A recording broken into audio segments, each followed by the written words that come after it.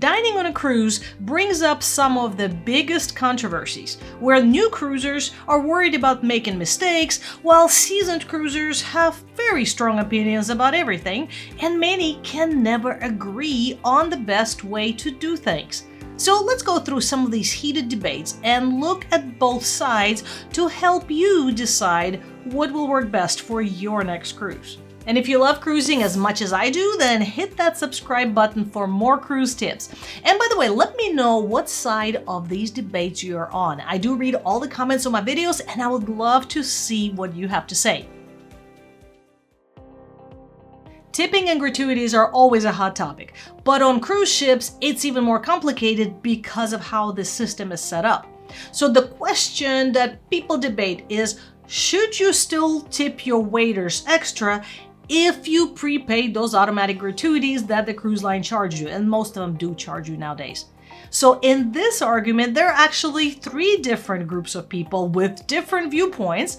And the first one is going to be the proponents of extra tipping.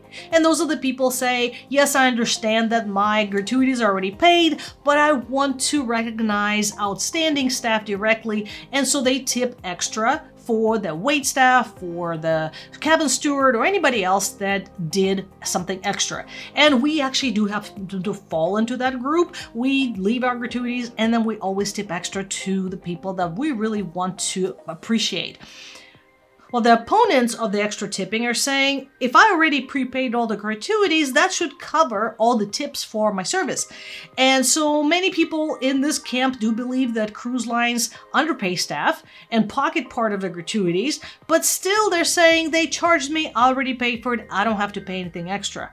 And there's a third group of people who say that you need to remove automatic gratuities because of the way the system is set up.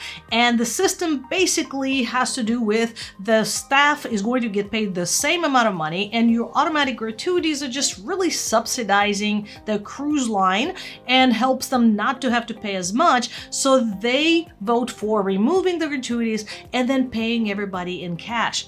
But the question then is, does that hurt the staff that you just removed gratuities from?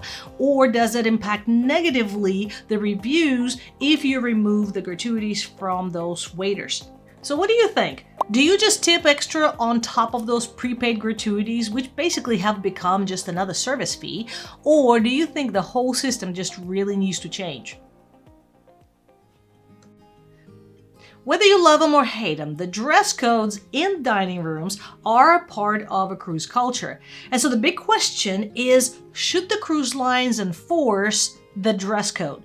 And you will see so many questions if you go to any forum on, are people still dressing up for dinner? Should I bring my formal dress?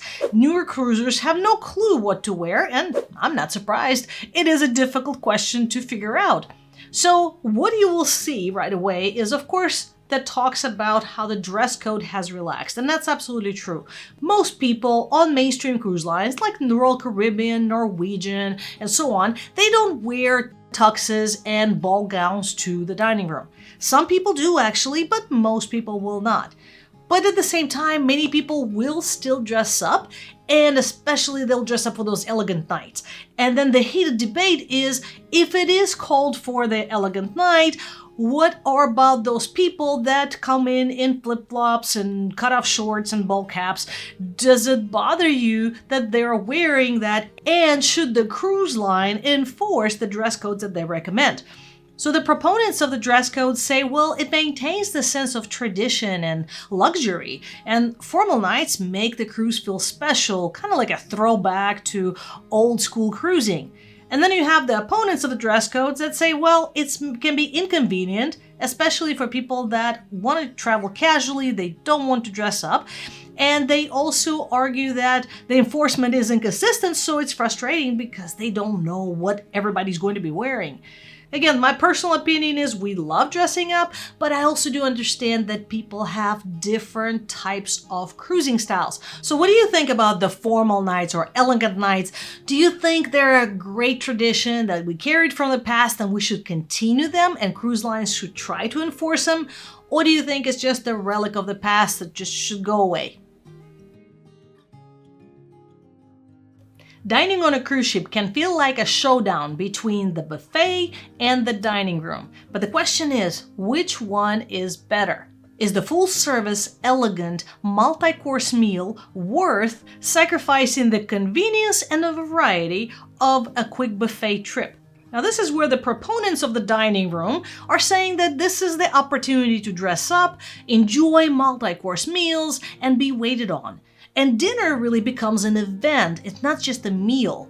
Now, proponents of the buffet say you have the convenience and flexibility, you can eat whenever you want, you can wear whatever you want, and you can eat as much as you want.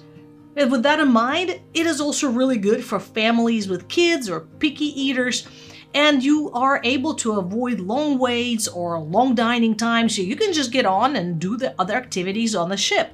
Now, these are just some of the points that are mentioned in this debate. I actually did another whole video where I have a lot more of those points, and I'll link it here and in the description. But the question is, which side are you on? Are you team buffet or are you team main dining room? Let me know in the comments. So now that we discussed where to eat, the question is, who are you going to be eating with? And it might not be who you expect.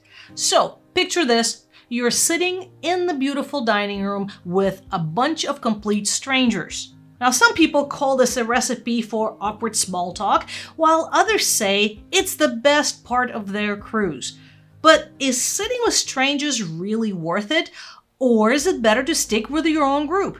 So the proponents of sitting with strangers, aka traditional dining, where you get assigned a table that you share with other people you don't know for the remainder of the cruise, they say this is the biggest chance to meet fellow cruisers, and sometimes they can become lifelong friends. It is definitely great for solo travelers or first-timers who want to learn new things about cruising and meet people who have cruised a lot.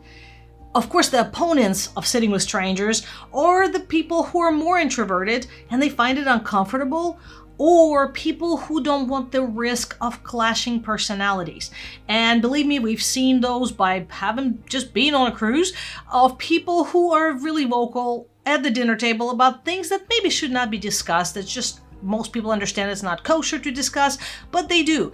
And so because of that desire of not being in that position, makes many introverts to avoid the dining room entirely. So what do you think? Do you like sitting with strangers for dinner even though there's that risk of being uncomfortable? Or would you rather just have a table to yourself or just your group? So here's an interesting one. Many cruise lines have introduced concepts of flexible dining. So some of them will call it my time dining, open dining, the name doesn't matter. The point is that new cruisers look at it and say, great, I can go eat anytime I want. But then they watch videos and see the tips that say, hold on a minute, a month before you sail, you need to reserve your dinner. And the question is, does having to reserve your dinner ahead of time defeat the whole purpose of flexible dining? So this is where the proponents of reservations say it does help you make sure you get the time and table you want, and it helps you plan around your other activities and schedules. And the opponents of this say that making these reservations defeats the whole purpose of being flexible, because you have to still reserve them way ahead of time, and they don't like being tied into specific time. Some people actually say that this is stressful for them because they have to try to figure out the shows and the activities and juggle their reservations ahead of time.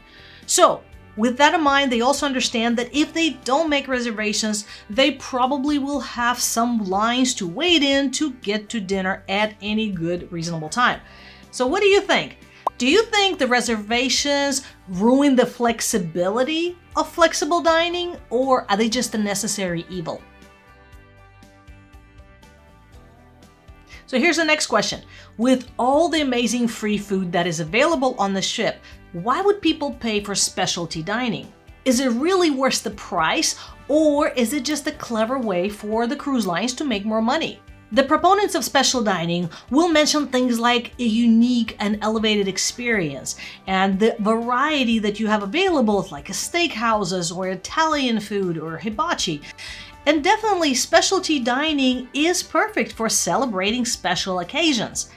Now, the opponents of specialty dining saying that the expense adds up really quickly, and some feel that the quality is not worth the price, and it's just another way that cruise lines are making money by making more and more meals paid. So what do you think? Do you think specialty dining is something that is worth the splurge to upgrade to, or do you just stick with the freebies because there's already so much of it there? Now, I'll share my personal opinion. We have cruised for over a decade and not paid for any of these restaurants, and we had amazing vacations. So it does not mean that you have to pay for them, but right now we do enjoy a dinner or two at least on each cruise because they do give you a better experience, you get better service, it is a lot better atmosphere, and the dining room can get somewhat loud and hectic, so these specialty dining restaurants do provide a very different experience for your dinners. Finally, let's talk about something that we noticed that is creeping more and more into the dining experience. And the question is, are the cruise lines getting a little ridiculous with pushing those surveys? And I understand the cruise lines use the surveys for valuable feedback for what they did right, what did they wrong, and of course, the goal is to lead to real improvements in service. But the opponents of the surveys, which we're starting to become, is what we're seeing is that the waitstaff is pressured to beg for high scores. On several occasions on our cruises in the last couple of years, we have had waiter after waiter coming to us almost every day mentioning how important these surveys are. And in fact, from what I'm reading a lot of different forums, is that unless you give them the 10, it actually counts against them. So the question is that a ridiculous proposition for the cruise lines to reward or punish the cruise workers for how somebody rated them? So the strange part to me is that many waiters have told us that the quality of the food is reflected on them for their scores. So if the chef did not prepare my steak correctly and he oversalted it, if I give that less than a 10 score, it reflects negatively on them for their future assignments, for other things that they get to do on a ship. I don't personally feel that that is fair, but let me know what you think. Do you think these post-cruise surveys actually make a good difference, or are they becoming annoying and ridiculous? So as you can see, cruise dining does have a lot of decisions that need to be made, and many times there's not a right or wrong answer. But there are some tips and things you can do to make it better, and you can watch these videos next where I go over them.